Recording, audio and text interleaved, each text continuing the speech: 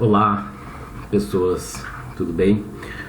Essa aula é sobre a antiguidade clássica de Atenas, da Grécia, mas aí a gente para de falar de Esparta e fala particularmente de Atenas, porque a aula é para falar sobre o funcionamento da democracia ateniense, como funcionava. O objetivo dessa aula é você saber tudo sobre, tudo não, né? Bastante sobre como funcionava a democracia ateniense e no final saber comparar a democracia, o funcionamento da democracia ateniense com as democracias contemporâneas, tá? Muitas questões de exames externos pedem isso, a comparação da democracia ateniense com a democracia contemporânea.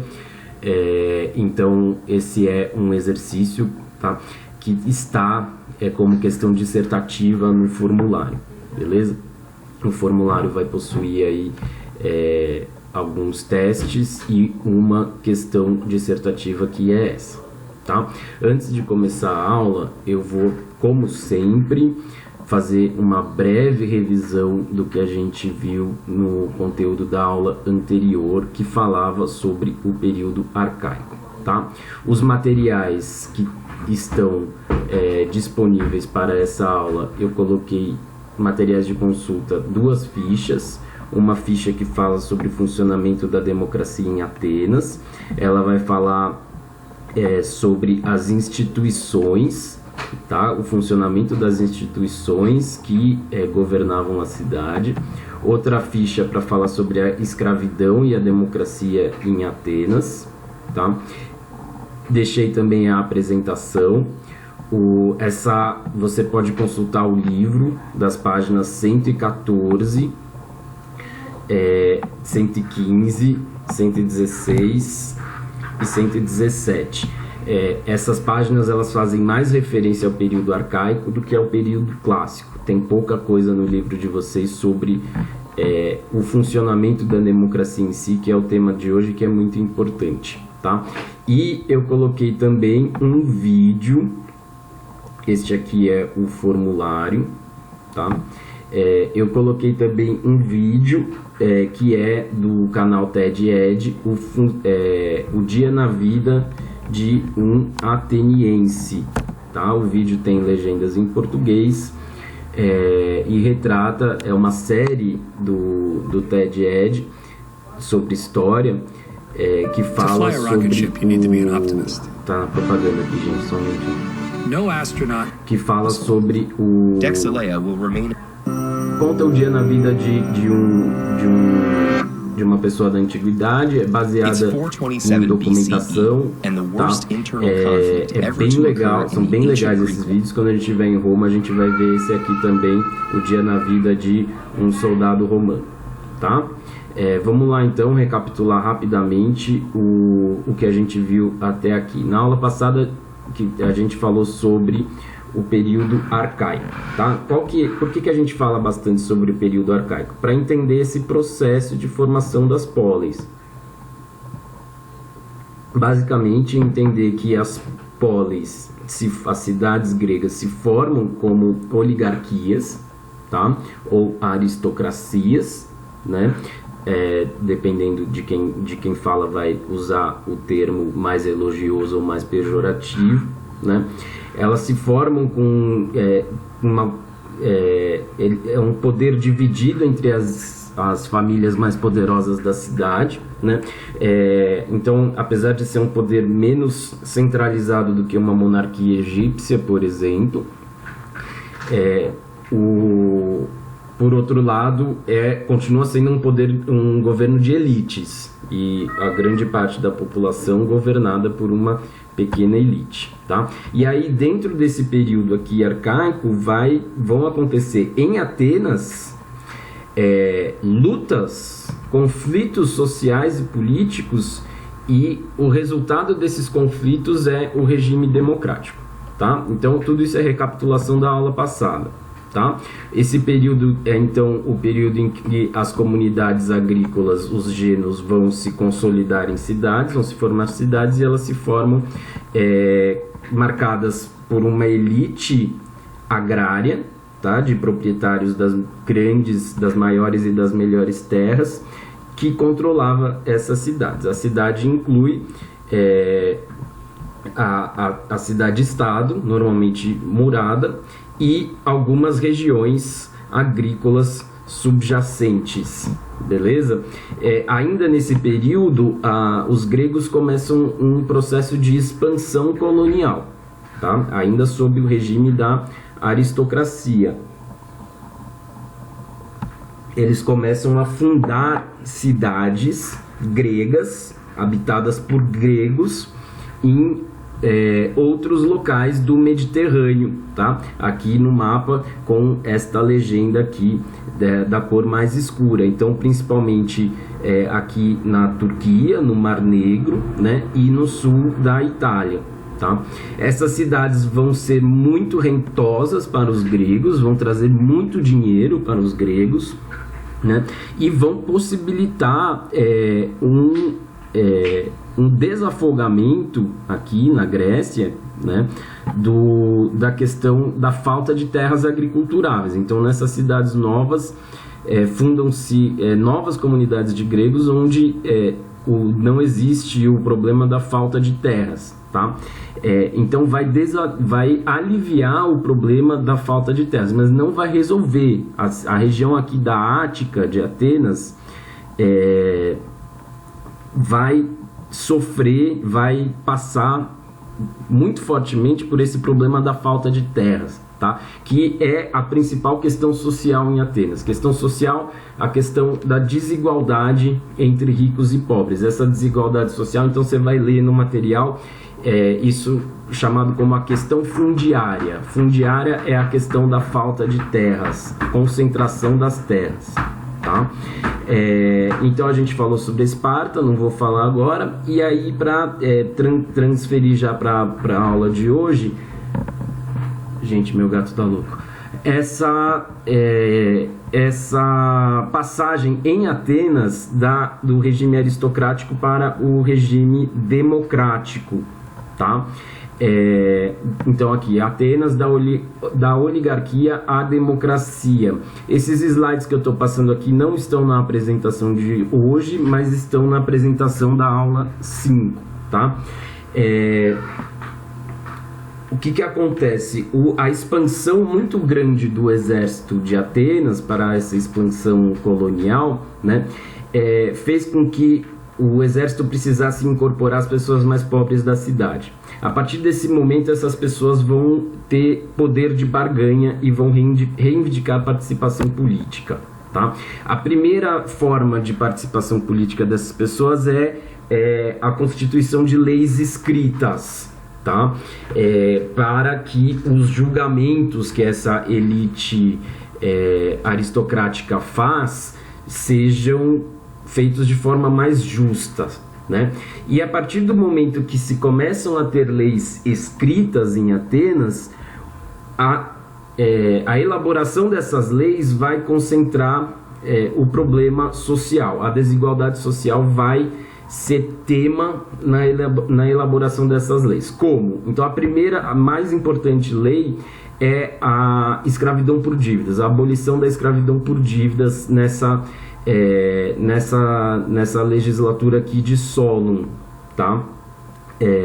A escravidão por dívidas era fruto da desigualdade social em Atenas, fruto da desigualdade da posse de terras, né? E as famílias com terras pequenas e impróprias para o plantio se endividavam com as famílias com as melhores terras, grandes e próprias para o plantio, e essa dívida, quando não era paga, ela se transformava, ela era resolvida com a entrega de entes da família para serem escravos, para trabalhar tanto na agricultura quanto nas casas, tá?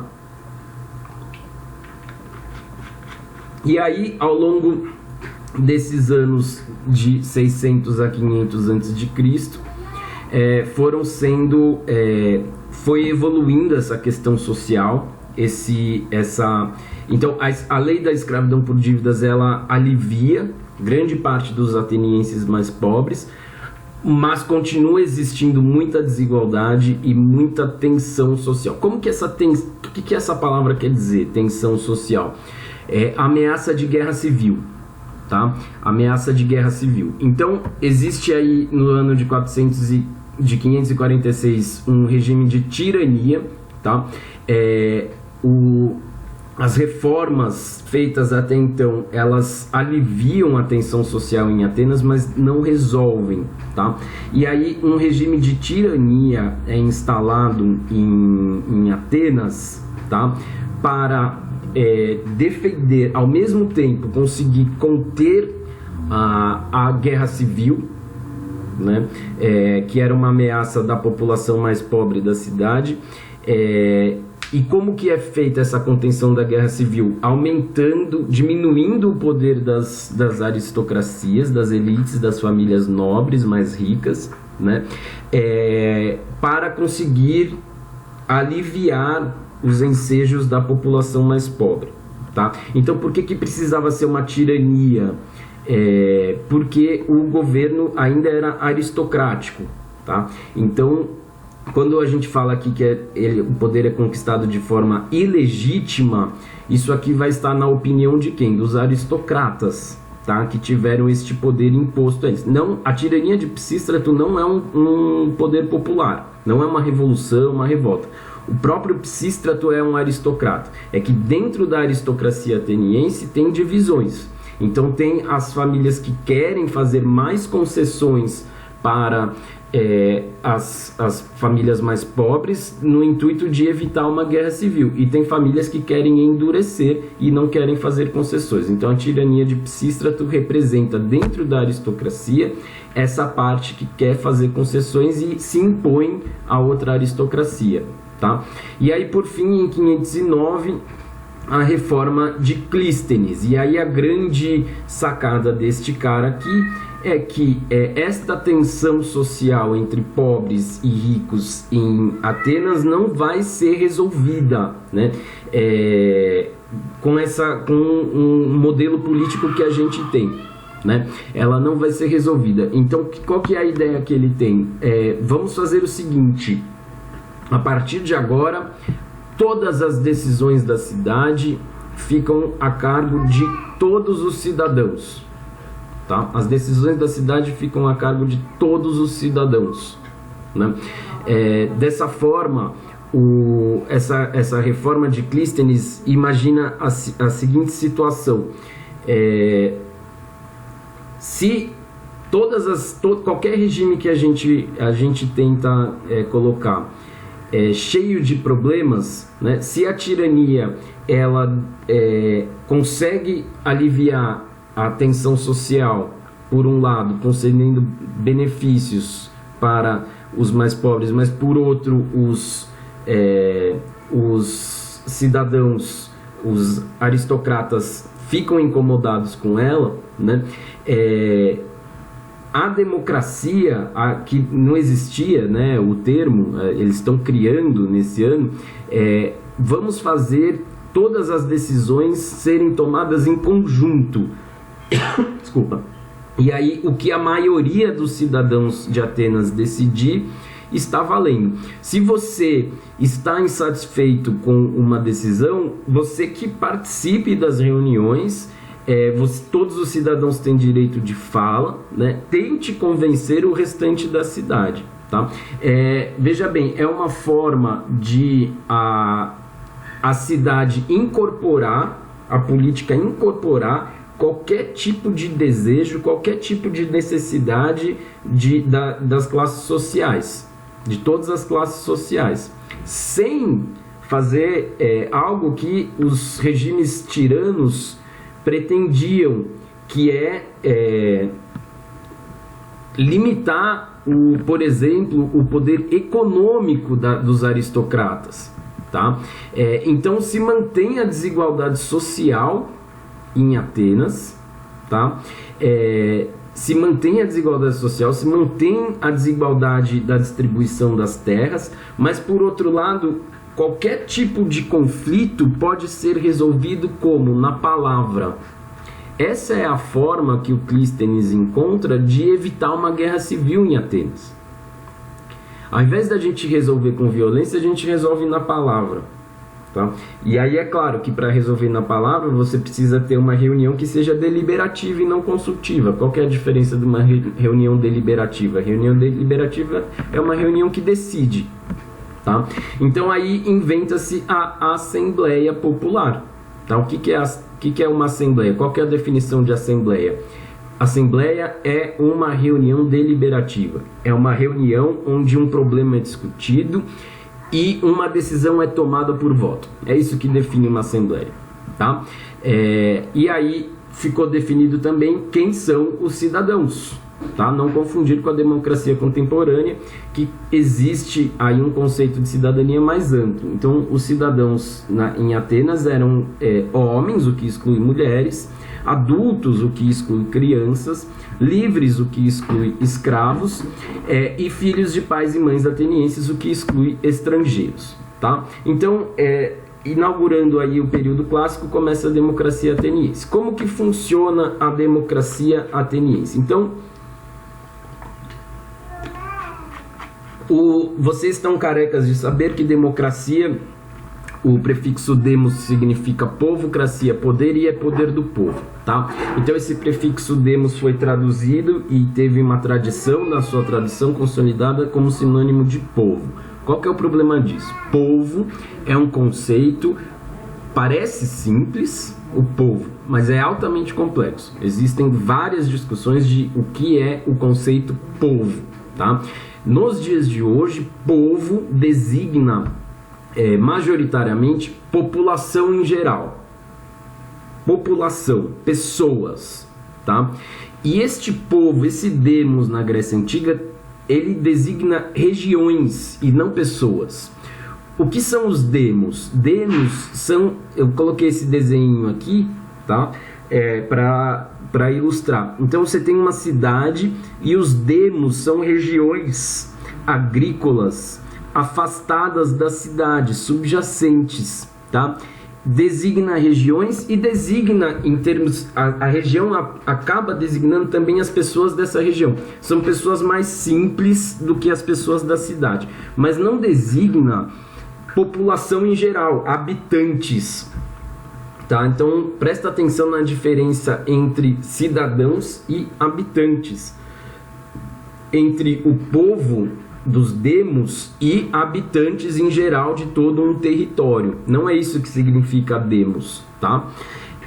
Os demos são as regiões rurais da Grécia onde viviam os camponeses. São as pessoas mais pobres, mas não é população geral de um território, beleza? Como que funciona a Assembleia? O nome Eclésia para os gregos. Não precisa decorar esses nomes, tá? Elas são reuniões mensais. Elas podem ser ordinárias ou extraordinárias. As ordinárias são mensais, tá? Aproximadamente uma reunião por mês. Esse aqui, reunião mensal, foi para simplificar, tá? Não existia essa regra. Tem aproximadamente 10 reuniões ordinárias por ano, né? Mais reuniões extraordinárias que podem acontecer a qualquer momento, dependendo da necessidade, né? Nessas reuniões, todos os cidadãos são convidados a participar, tá? Todos os cidadãos têm direito de falar para tentar persuadir a Assembleia da decisão que ele julga ser pertinente de ser tomada, tá? E ao final da reunião é encaminhado uma pergunta, né? E os cidadãos erguem os braços para manifestar em qual lado que eles optam por se colocar, tá?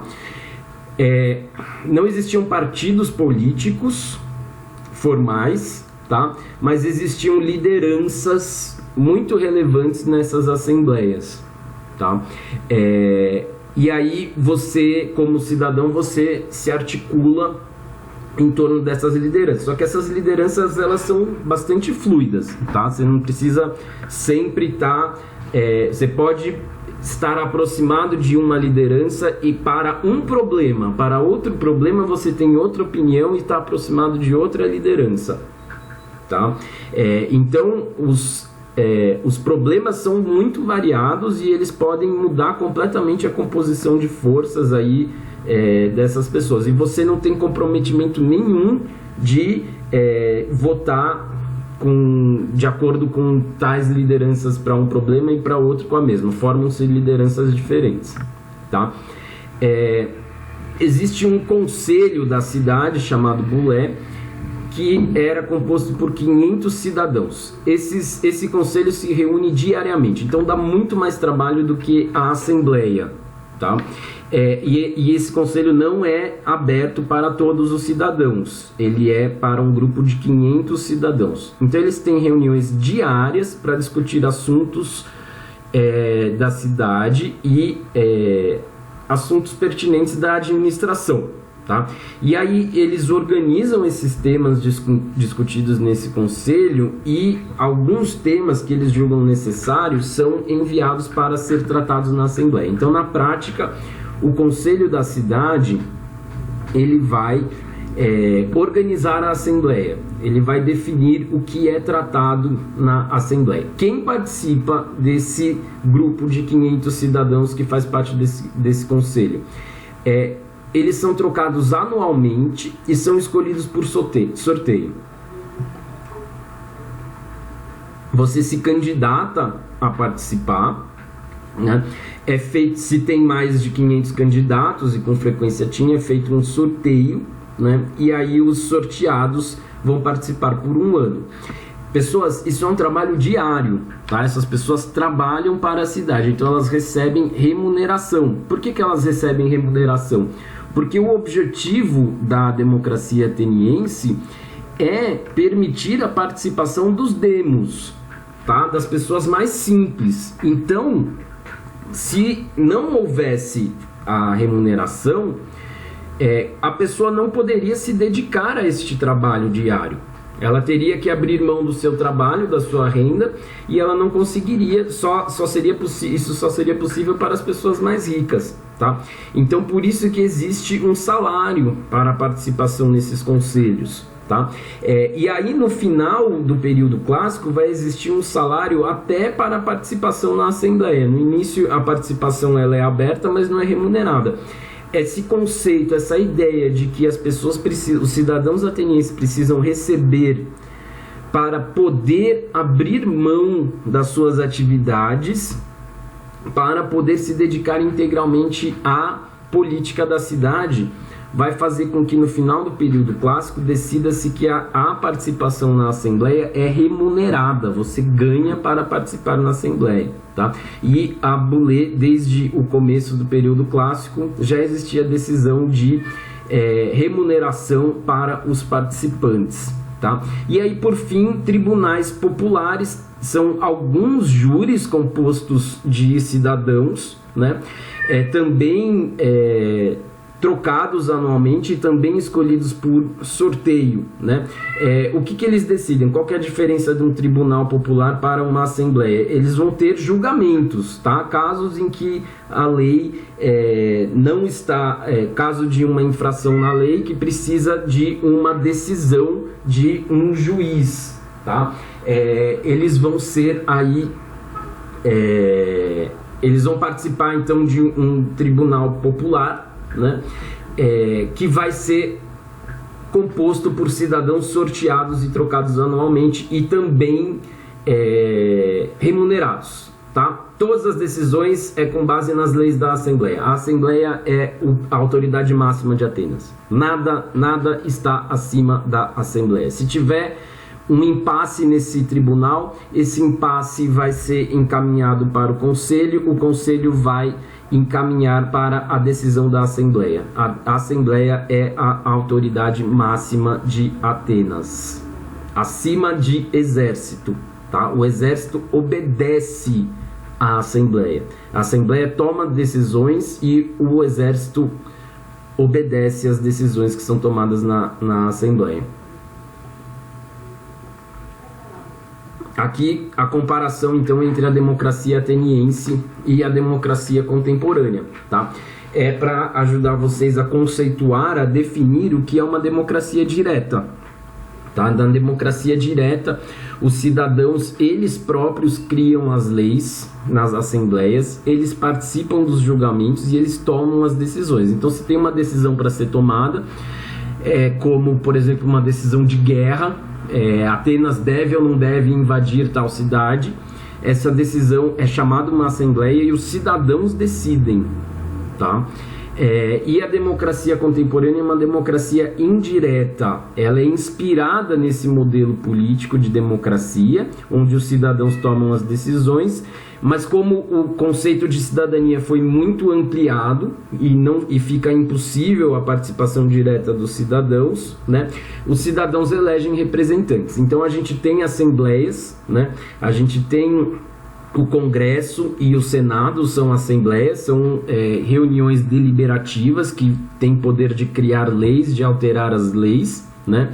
E as pessoas que participam dessa reunião são nossos representantes, tá? Se ele te representa bem ou mal, esse é o seu trabalho de lembrar em quem você votou e de cobrar. Se um representante, se você considera que o Congresso não te representa, você é responsável por cobrar o seu representante, porque você votou em um deles, tá? Tem alguém lá que foi eleito por você, então você tem que cobrar que essa representação seja de acordo com o que você quer, certo? Essa é a democracia indireta, tá? Diferente da democracia direta, beleza?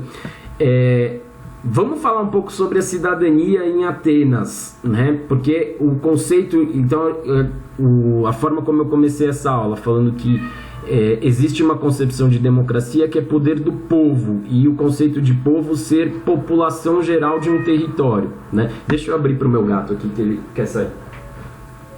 Vai, Matilde, vai.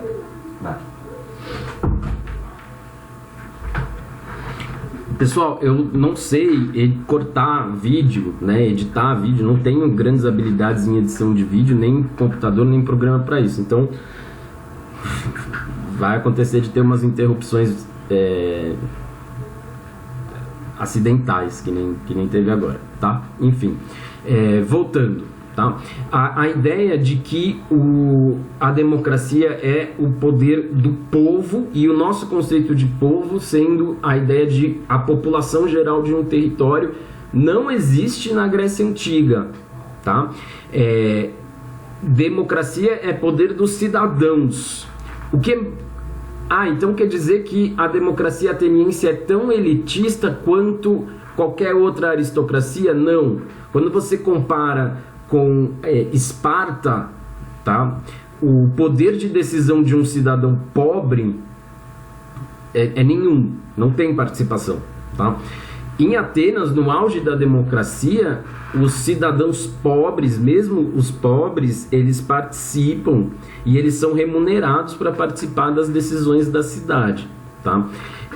Mas não quer dizer de forma alguma que a democracia ateniense é um regime de igualdade social. Ela não é um regime de igualdade social, tá? Ela exclui mulheres, ela exclui estrangeiros e ela exclui escravos. Bom, que coisa mais antagônica com a ideia contemporânea de democracia do que escravidão, né? A ideia contemporânea de democracia é a ideia de poder do povo, população geral, né? Se esse povo tem poder, ele jamais vai ser submetido à escravidão, tá? Isso, a partir do momento que existir democracia, que o poder for do povo, né? O povo vai votar em um candidato, mesmo que ela seja indireta, ele vai votar em um candidato que propõe a abolição da escravatura, tá? Então é incompatível escravidão com democracia no sentido de poder do povo. Mas em Atenas não é incompatível, porque não é esse sentido da escravidão, de poder do povo, tá? Aliás, a escravidão sustenta a democracia de Atenas, Tá? A relação entre escravidão e democracia em Atenas é que a escravidão sustenta a democracia. Como? Gerando riquezas para a cidade. Tá? Então os escravos trabalham nas grandes plantações, nas minas, né? Eles geram riqueza para a cidade. Tá? Essas grandes plantações e esses trabalhos de mineração pagam impostos para a cidade, e esses impostos vão sustentar os cidadãos a participar das decisões políticas, incluindo os cidadãos mais pobres. Então é um grande paradoxo. Tá? É um grande paradoxo que você tem que entender isso, que o que eles querem beneficiar na democracia, mesmo entre as pessoas mais pobres, é o ateniense. Então eles têm uma distinção muito forte entre quem é ateniense e quem não é. Quem é ateniense é filhos de pais e mães atenienses. Acabou. Tá? E quem não é beneficiado. Beleza? Incluindo as mulheres e os estrangeiros. Tá? Então a escravidão sustenta os estrangeiros que praticam várias atividades econômicas na cidade, né? Eles são os que mais pagam impostos, né? E esses impostos sustentam a democracia. A democracia em Atenas não seria possível se Atenas não fosse uma cidade rica, porque só sendo uma cidade rica ela consegue sustentar esses cidadãos para eles participarem dos conselhos e das reuniões. Então esse quadro aqui dá dimensão para vocês como a democracia em Atenas não é poder do povo, né? Ela é poder de quem? Dos cidadãos. Beleza? A escravidão em Atenas é muito acentuada, né? Você pode ver nessa composição aqui de quase de mais de 1/3 da população geral ser composta por escravos, né? Os escravos eles trabalham na mineração, eles trabalham na agricultura, principalmente nas grandes propriedades, e as famílias mais ricas nas cidades têm escravos em casa, tá? Para serviços domésticos. Só que a escravidão, antes de mais nada, quem são os escravos, né? Não confundir a escravidão na antiguidade com a escravidão na modernidade que vocês tiveram no Brasil colônia, tá? A escravidão na modernidade é uma escravidão associada ao racismo, ok? A escravidão na antiguidade ela é associada à derrota militar de um povo. Então um povo é derrotado militarmente por Atenas, e aí parte desse povo vai ser levado como prisioneiros de guerra. Então a escravidão, desde que foi abolida a escravidão por dívida, né, a escravidão é composta por prisioneiros de guerra, ou seja, são pessoas que vieram de outros lugares. Mas não são, a escravidão pode ter trabalho muito forçado e muito duro, como o trabalho da mineração e da agricultura, por exemplo, mas não é exclusivo, o trabalho dos escravos não é exclusivo de trabalho, não significa maus tratos necessariamente, como é a escravidão na modernidade, né? Então, existiam todos os tipos de profissão em Atenas podem ser exercidas por escravos. Então, você pode ter um trabalho especializado feito por um escravo. Porque naquele momento em que vai acontecer uma vitória militar e que o exército de Atenas vai levar prisioneiros de guerra, ele vai poder levar um professor, ele vai poder levar um artesão, né? E esses trabalhadores com trabalhos especializados vão compor esses escravos que trabalham nas casas, tá? Homens e mulheres. Por fim, a relação do imperialismo ateniense com a democracia ateniense, tá? No auge do imperialismo ateniense, então, lembrando que esse imperialismo começa antes do período clássico, tá? A gente está falando desse processo de expansão colonial que fez parte da aula passada e que nesse mapa aqui está representado, tá? Até o ano de 550, beleza? Este é o imperialismo ateniense, ele começa antes do período clássico, antes da democracia ateniense, ainda com a polis aristocrática. Tá? É disso que a gente está falando. No auge da democracia ateniense também é o auge do imperialismo. Uma coisa está relacionada com a outra. Tá? É o poder do imperialismo ateniense que garante o funcionamento da democracia. Beleza? Então o imperialismo ateniense, Atenas tem uma frota naval muito poderosa, né? Se por um lado o exército espartano é muito poderoso, ele não se lança aos mares, tá? A frota naval ateniense é muito poderosa e com isso ela conquista grande parte do Mediterrâneo, tá? E no auge do imperialismo, Atenas tem 200 cidades com relações coloniais com Atenas, tá? Essas cidades elas fornecem tanto matérias-primas para que o trabalho em Atenas seja mais especializado e também pagam tributos. Tá? 60% dos recursos da cidade de Atenas vêm das colônias, né? E em Atenas, esses recursos vão financiar grandes obras, grandes espetáculos de artes, teatro, filosofia, música, artes plásticas, tá? E paradoxalmente, né, essa exploração das colônias é o que assegura a participação dos atenienses pobres na política, tá? Então, o escravismo e o imperialismo são o que sustenta essa experiência democrática de Atenas, beleza? É isso por hoje, desculpa pelas interrupções acidentais e até a próxima aula.